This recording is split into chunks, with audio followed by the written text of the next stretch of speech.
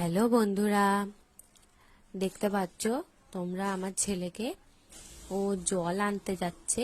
জলগুলো রোদে দেওয়া আছে স্নান করার জন্য। তো বড় বোতল নিতে পারে না বলে ছোট বোতলটা দেখাচ্ছে। তো ওকে ছোট বোতলটাই দিলাম, ও নিয়ে যাচ্ছে স্নান করবে বলে।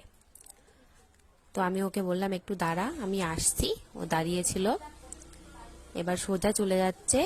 এই যে স্নান করতে চলে এসেছে। এবার ওর বাথরুম পেয়েছে, তাই ও বলছে মা টয়লেট করব।